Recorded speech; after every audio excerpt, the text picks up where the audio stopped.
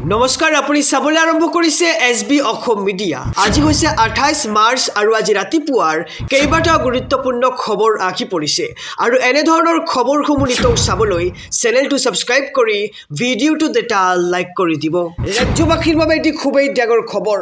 মুখ্যমন্ত্ৰীৰ সৈতে ভয়ংকৰ কাণ্ড কৰাৰ হুংকাৰ বদৰুদ্দিন আজমলৰ। ময়ে ভাঙি দি মুখ্যমন্ত্ৰীৰ কামিখাৰ আৰু ৰাজ্যৰ মুখ্যমন্ত্ৰী ডক্টৰ হিমন্ত বিশ্ব শৰ্মাই এদিন পূৰ্বে মিয়াক লৈ এক বিস্ফোৰক মন্তব্য কৰিছিল যে 2026 বৰ্ষত মিয়াৰ কামিখাৰ ভাঙি দিয়া হ'ব আৰু ইয়াৰ পৰিপ্ৰেক্ষিতত বদৰুদ্দিন আজমলে কৈছে যে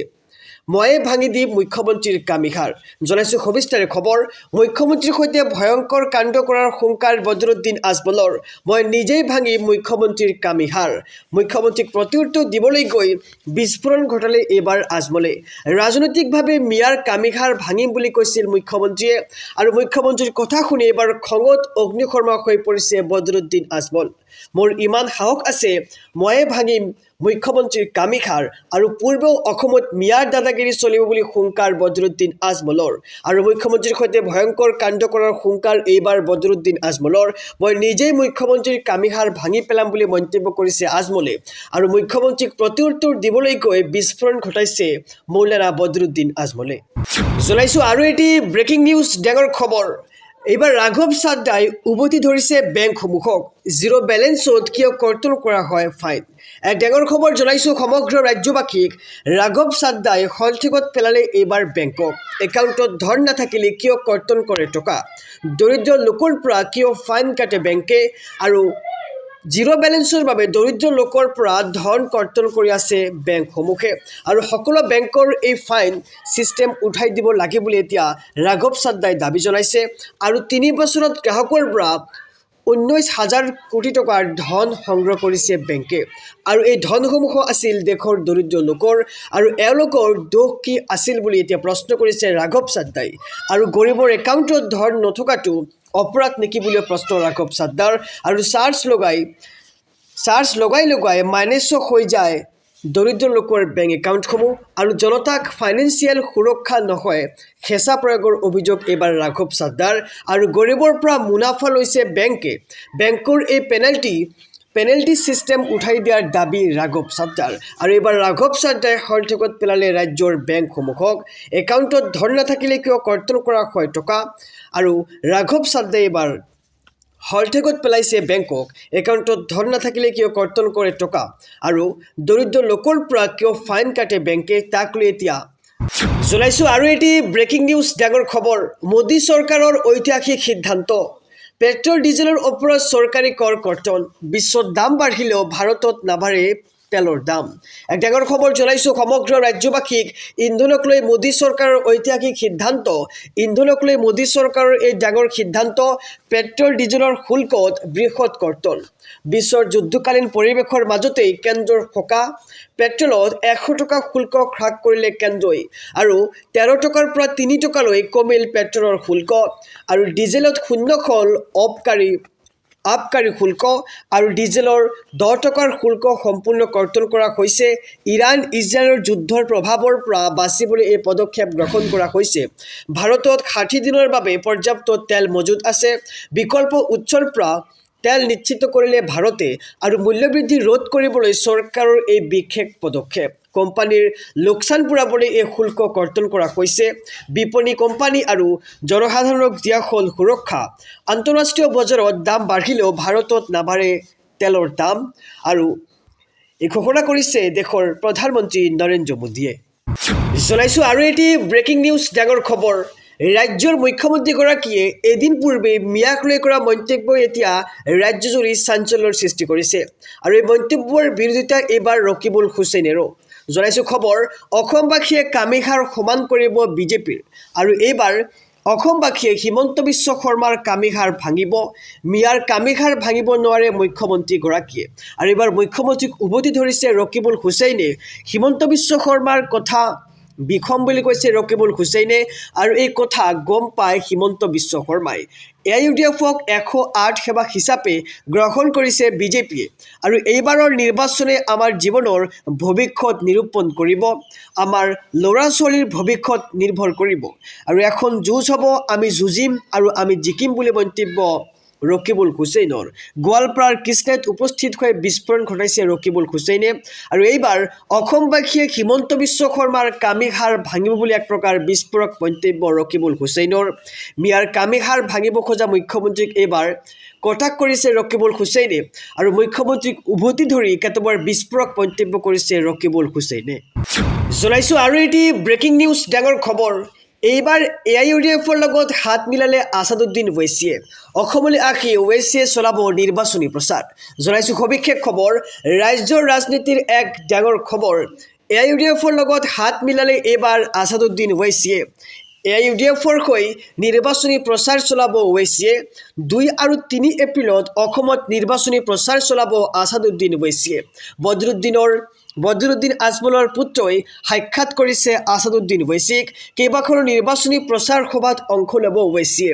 আৰু ওৱেইছিক সাক্ষাতৰ পিছতেই আজমলে দিলে এই বাৰ্তা ৰাজ্যৰ ৰাজনীতিৰ এক ডাঙৰ খবৰ জনাইছোঁ সমগ্ৰ ৰাজ্যবাসীক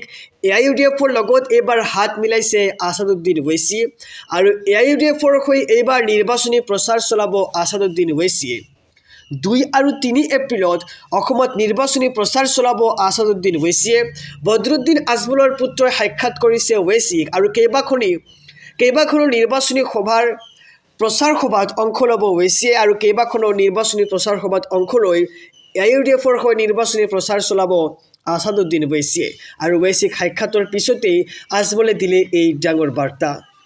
জনাইছোঁ আৰু এটি ব্ৰেকিং নিউজ ডাঙৰ খবৰ সাৱধান ৰাজ্যবাসী দেশত নাটনি হোৱা নাই পেট্ৰল ডিজেল আৰু LPGৰ আৰু অপপ্ৰচাৰ চলালে হ'ব জেল এক ডাঙৰ খবৰ জনাইছোঁ দেশত নাটনি হোৱা নাই ইন্ধনৰ পেট্ৰল ডিজেলক লৈ কেন্দ্ৰৰ জৰুৰী আহ্বান সুৰক্ষিত আছে পেট্ৰল ডিজেলৰ যোগান আৰু উৰা বাতৰি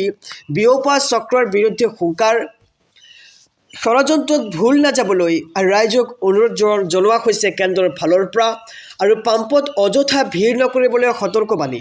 আৰু মজুত আছে 2 মাহৰ জোখাৰে ইন্ধন 41খন দেশৰ পৰা আহি আছে তেল আৰু অবিৰতভাৱে চলিছে তেল সংশোধনৰ কাম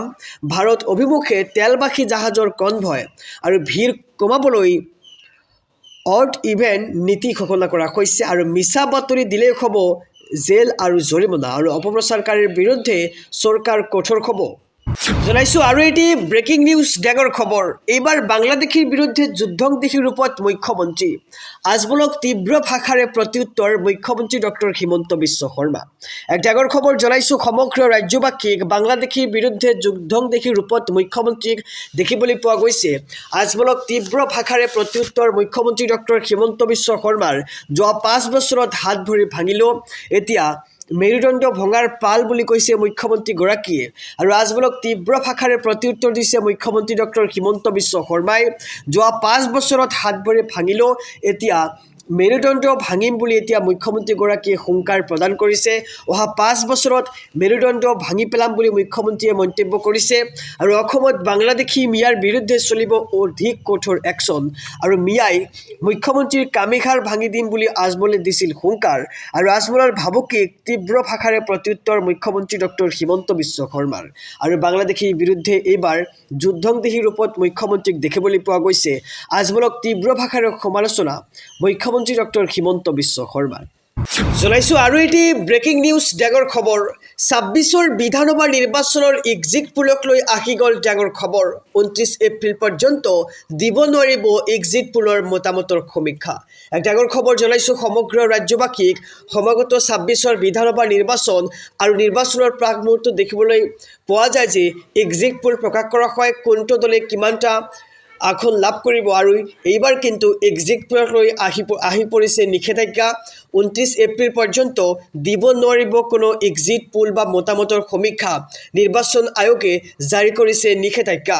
9 এপ্ৰিল পুৱা 7 বজাৰ পৰা 29 এপ্ৰিলৰ 6:30 লৈকে এই নিষেধাজ্ঞা আৰোপ কৰা হৈছে ৰাজ্যৰ নিৰ্বাচন আয়োগৰ পৰা জাৰি কৰা হৈছে এই নিৰ্দেশনা আৰু এক্সিট পোলক লৈ আহি গ'ল ডাঙৰ খবৰ 29 এপ্ৰিল পৰ্যন্ত দিব নোৱাৰিব কোনো এক্সিট পোল বা মতামত সমীক্ষা নিৰ্বাচন আয়োগে জাৰি কৰিছে এই নিষেধাজ্ঞা 9 এপ্ৰিল পুৱা 7 বজাৰ পৰা 29 এপ্ৰিলৰ 6:30 লৈকে এই নিষেধাজ্ঞা আৰোপ কৰা হৈছে জনাইছো আৰু এটি ব্ৰেকিং নিউজ ডাঙৰ খবৰ জুবিন গাৰ্গৰ ঘটনাত জড়িত সিদ্ধাৰ্থ শৰ্মা অমৃতপ্ৰভা মহন্ত কোনেও ৰেহাই নাপায় অসম আৰক্ষীয়ে চলাইছে নিখুঁত তদন্ত আৰু জুবিন গাৰ্গৰ ন্যায় সন্দৰ্ভত ৰাজ্যৰ মুখ্যমন্ত্ৰী ডক্টৰ হিমন্ত বিশ্ব শৰ্মাৰ ডাঙৰ মন্তব্য জুবিন গাৰ্গৰ ঘটনাত জড়িত কোনেও ৰেহাই নাপায় শ্যামকান্ত মহন্ত সিদ্ধাৰ্থ শৰ্মা অমৃতপ্ৰভা মহন্ত আৰু দুই দেহৰক্ষী কোনো হাৰি যাব নোৱাৰে অসম আৰক্ষীয়ে চলাইছে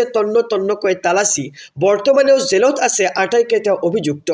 জুবিন গাৰ্গক হত্যা কৰিবলৈ গুৱাহাটীৰ পৰা ৰচা হৈছিল ষড়যন্ত্ৰ পৰিকল্পিতভাৱে সুৰা সেৱন কৰা হৈছিল আমাৰ হিয়াৰ আমঠু জুবিন গাৰ্গক আৰু অসম আৰক্ষীৰ চাৰ্জশ্বিটত উল্লেখ আছে সকলোবোৰ তথ্য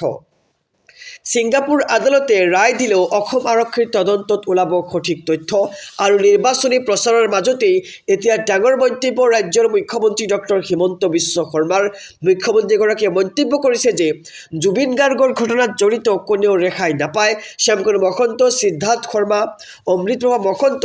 কোনো অভিযুক্তই হাৰি যাব নোৱাৰে আৰু অসম আৰক্ষীয়ে চলাইছে তন্নকৈ তালাচী আৰু নিৰ্বাচনী প্ৰচাৰৰ মাজতেই জুবিন গাৰ্গক লৈ ৰাজ্যৰ মুখ্যমন্ত্ৰী ডক্টৰ হিমন্ত বিশ্ব শৰ্মাৰ এই বৃহৎ মন্তব্য আহিছো পৰৱৰ্তী খবৰৰ মাজলৈ ৰাজ্যবাসীৰ বাবে আৰু এটি ব্ৰেকিং নিউজ ডাঙৰ খবৰ এইবাৰ সংখ্যালঘুৰ সপক্ষে থিয় দিলে গৌৰৱ গগৈ হিন্দু মুছলমানৰ ৰাজনীতি কৰিলে 5 বছৰ পৰ্যন্ত হ'ব জেল এক ডাঙৰ খবৰ জনাইছো সংখ্যালঘুক অত্যাচাৰৰ বিৰুদ্ধে নতুন আইন আনিব গৌৰৱ গগৈয়ে কাঢ়া আইন অনাৰ ঘোষণা গৌৰৱ গগৈৰ হিন্দু মুছলমানৰ ৰাজনীতি কৰিলে 5 বছৰ হ'ব জেল আৰু সাম্প্ৰদায়িক কথা ক'লেই যাব লাগিব জেললৈ কংগ্ৰেছ চৰকাৰ আহিলেই এনে আইন আনিম বুলি ঘোষণা গৌৰৱ গগৈৰ আৰু সংখ্যালঘুৰ সপক্ষে থিয় দিলে গৌৰৱ গগৈয়ে সংখ্যালঘুক অত্যাচাৰৰ বিৰুদ্ধে নতুন আইন আনিব গৌৰৱ গগৈয়ে আৰু কাঢ়া আইন অনাৰ কথা ঘোষণা কৰিছে গৌৰৱ গগৈয়ে আৰু 26ৰ নিৰ্বাচনত কংগ্ৰেছ জিকিলেই এই আইন আনিব গৌৰৱ গগৈয়ে